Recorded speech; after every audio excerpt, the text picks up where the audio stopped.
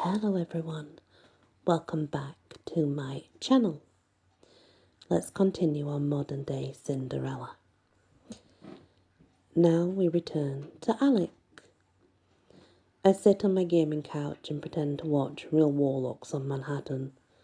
In reality, I'm trying with the midnight diamond in my pocket. In my mind, I reach out to the stone. Hello? No reply, but that happens. The great gemcaster, Horace Agrippa, once spent a decade reaching out to a stone before it spoke back. And if Horace Agrippa can do it, so can Alec Lesham. So while I pretend to watch the show, I keep pouring my mind into the stone and looking for a reply. Still nothing. It doesn't help that one of my parents is always nearby and staring. Today Legend is on duty. He paces the penthouse and makes calls for the glass slipper bowl. My father's looming presence only reminds me there's so much I still need to do. Like contact Ella, find Chesh, and last but not least, rescue Wilhelm and his crew. Sadly, there's nothing I can do as long as my powers are blocked. The other day, I grabbed a regular casting stone just to see what would happen. My parents transported it into the room within 30 seconds. Whatever tracking spells they have on me, it's serious stuff. I can't break it without some power of my own. I don't care what M&N says, grumbles Legend into his headset.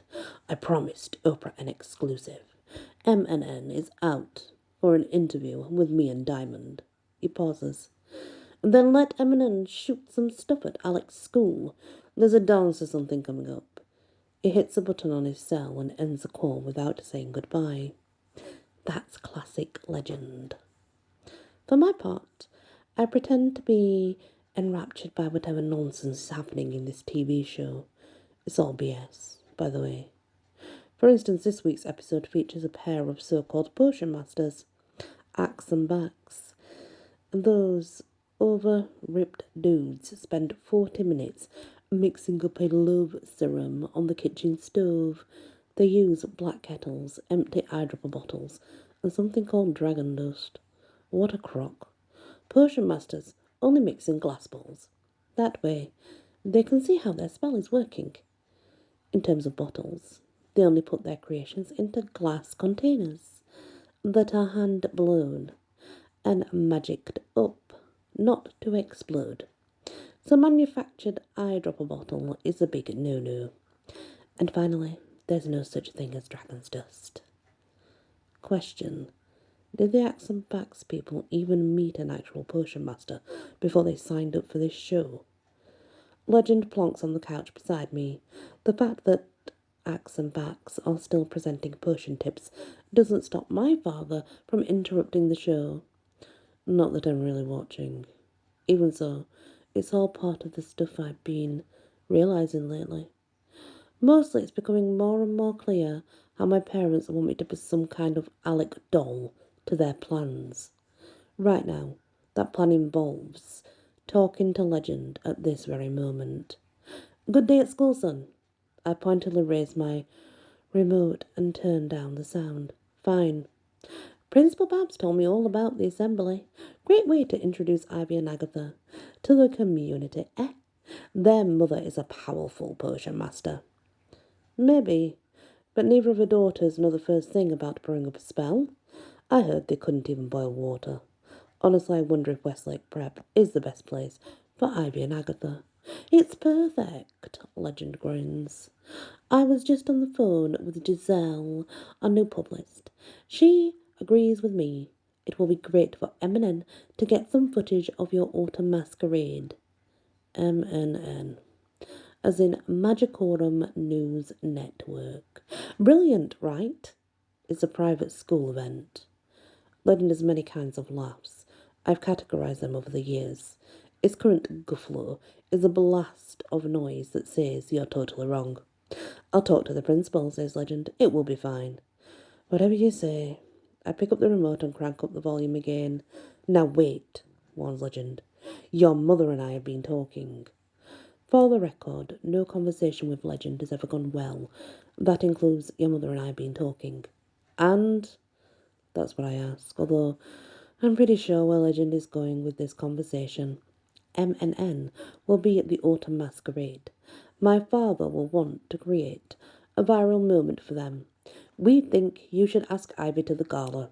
I screwed my mouth, as if seriously considering this idea.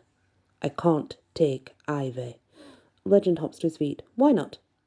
The media is building up a lot of excitement over the glass slipper ball. Taking Ivy would ruin all the tension. Please, all you have to do is walk through the door with her on your arm. You can flirt with other girls, whatever. No go.